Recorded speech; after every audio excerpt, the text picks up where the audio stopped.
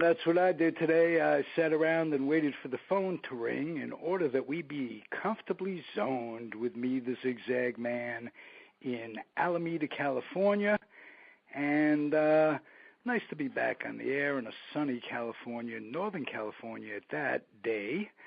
I'm joined by one of my favorite people of all time on the show. He's coming back. A's announcer, author, Ken Korak. How the hell are you, man? Really well. It's good to be with you, man. I like the music on the intro there, too. That was great. Oh, that's about all of us.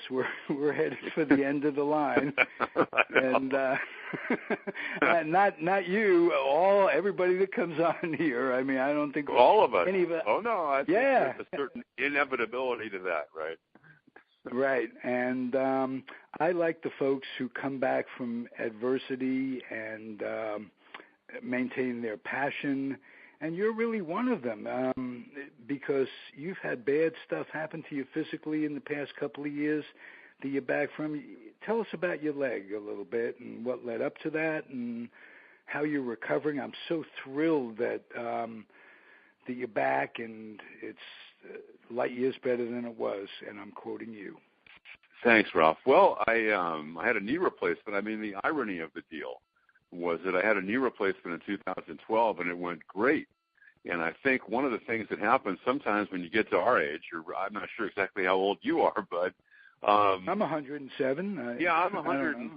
There were times in the last 5 months when I felt like I was 107. But I was feeling great. I mean, and that's the irony of it. I was feeling like I was almost in the best shape I've been in years, and so I hurt my knee working out with a trainer, and I initially tore a tendon underneath the knee where the calf muscle becomes a tendon, and without getting into too much detail, it connects to the bone under the knee. And then eventually I actually tore a ligament on the outside of the knee on the left side, the LCL. So I became kind of a mess with my knee, and I think when you have a knee replacement, and then you have an injury, everything becomes accentuated.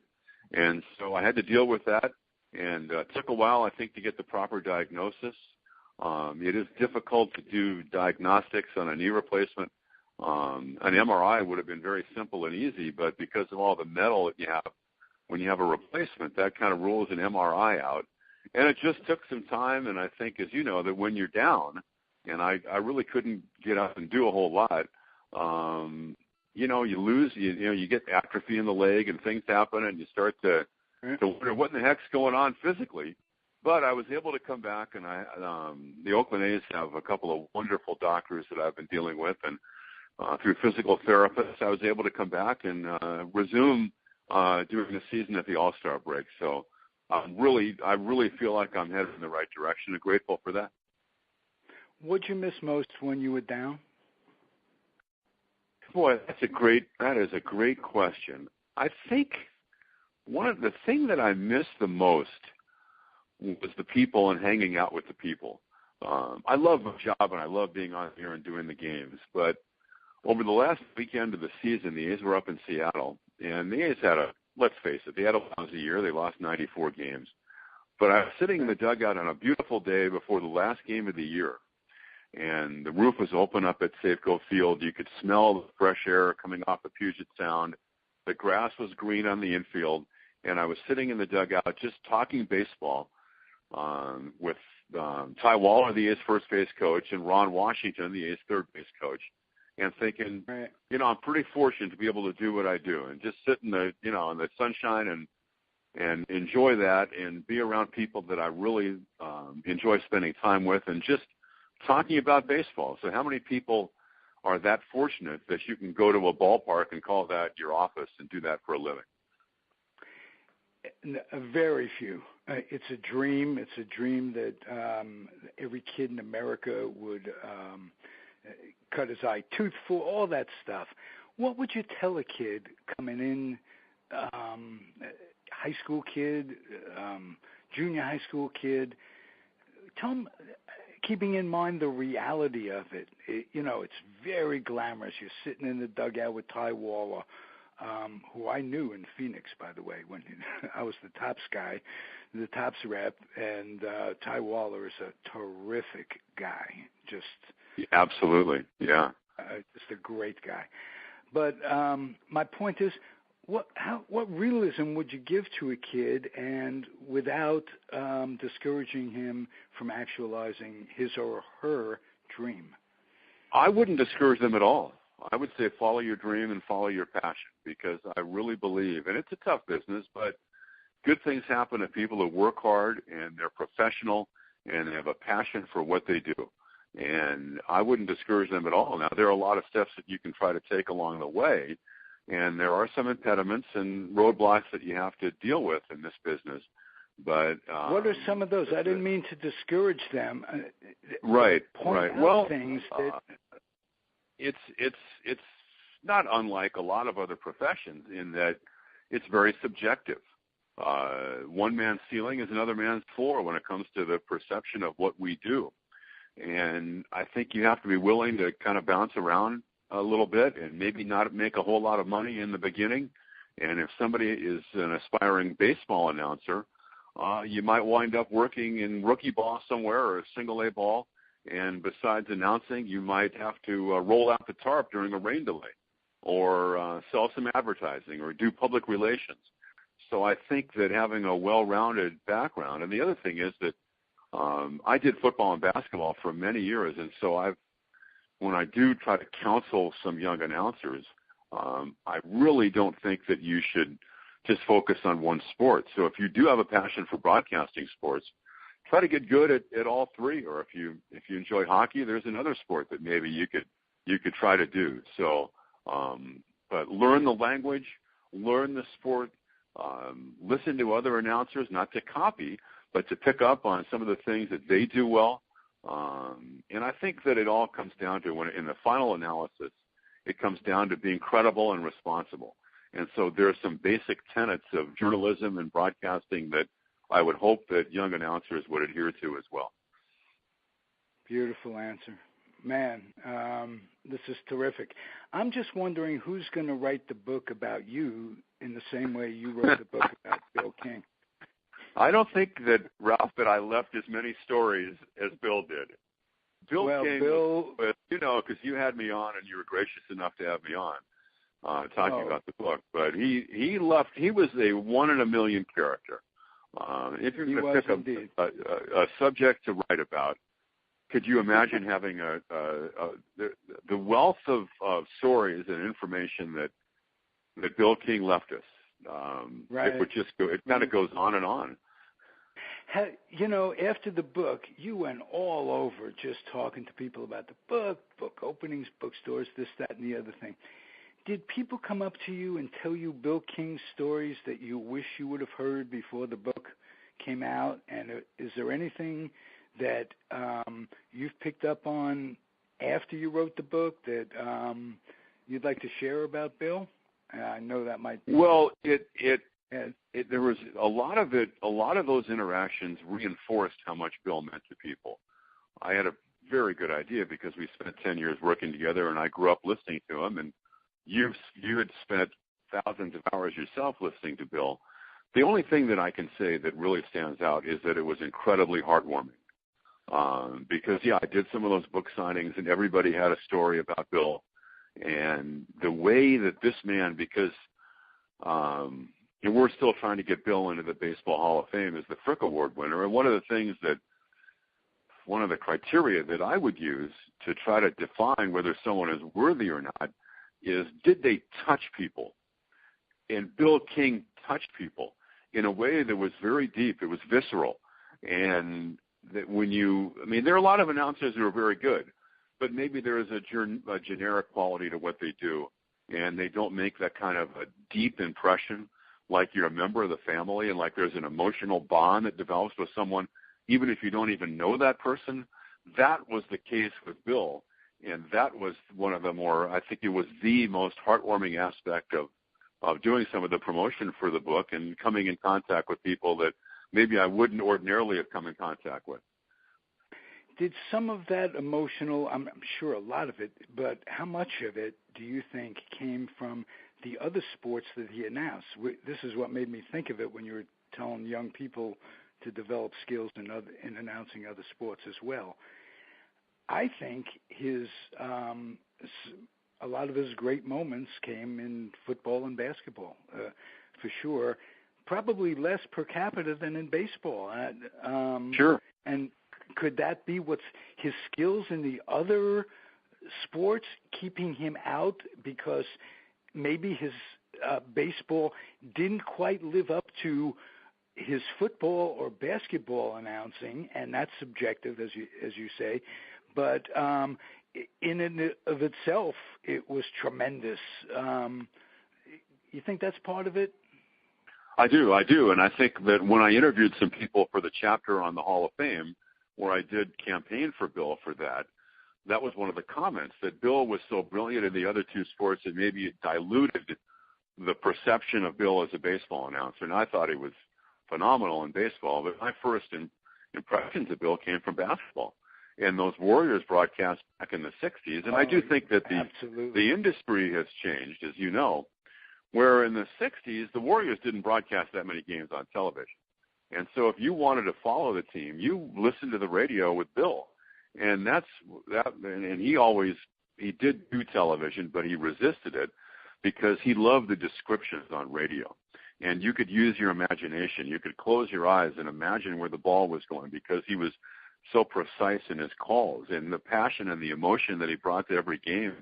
And I was like a lot of kids, late at night, you'd turn the light off and you'd have the transistor radio and you're listening to Bill King broadcast basketball. And then football too. I mean, even if the game, and most of the games were on TV, but if the game was on TV and it was a close game and it was the fourth quarter, I would always turn the sound down off on the TV and listen to Bill on the radio, because I wanted to hear those dramatic moments and Bill describe those for people.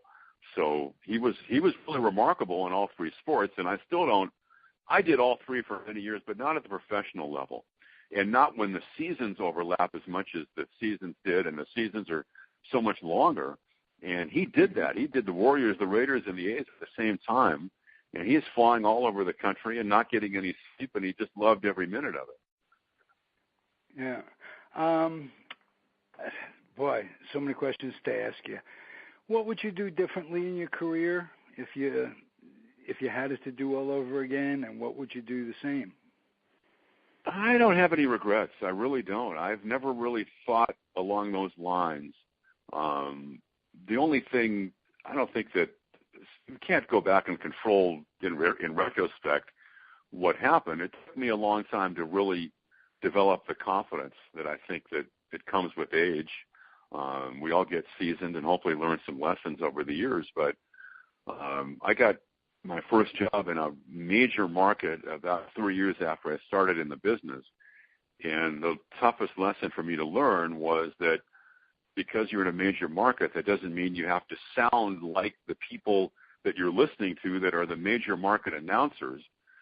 The only person you can sound like is yourself. Right? And that's the only person you can sound like. And that was a lesson that took me quite a long time to learn.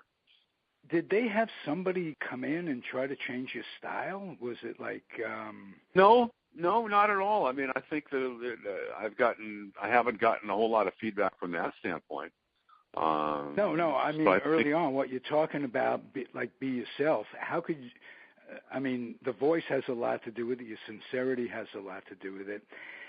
One question I do want to ask you, and you brought it up, is the difference between baseball announcing from the TV standpoint and from the radio standpoint. And this is about 2 years ago in the playoffs when Gray pitched, and Ray Fosse joined you because there was nothing to do. It was playoff. The A's didn't have the TV rights, if I'm not mistaken. And right.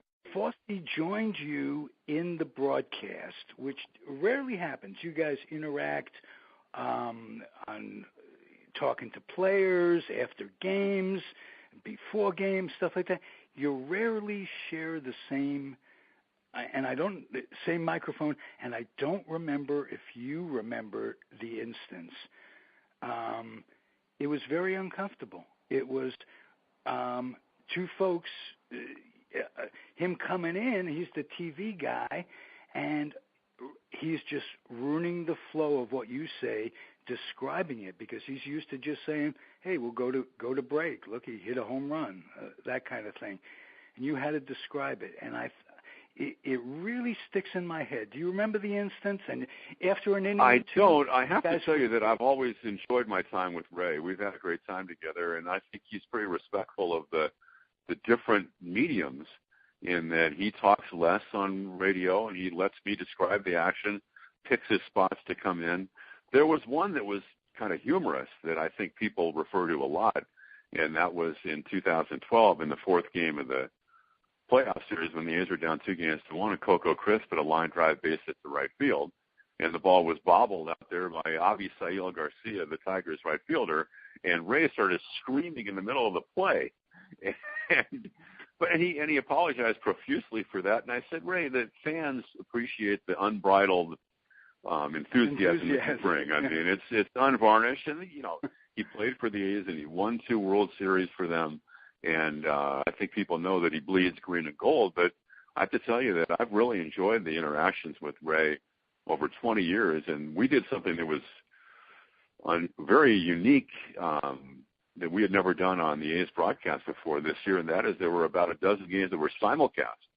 So we actually did radio and TV at the same time, and Ray came in and did the simulcast with Vince Coffonio and me. And I really enjoyed it. It was a lot of fun. It was a unique thing for us to be doing. So, to be honest with you, and there is a huge difference in the way you approach broadcasting on radio and television. But I've always really enjoyed the insights that Ray lends to the broadcasts. Beautiful. You worked, I guess, for technically Sandy Alderson for a long time, and that's correct. He had a book written about him by your good friend and publisher, Steve Ketterman, called Maverick. And this is a Met year.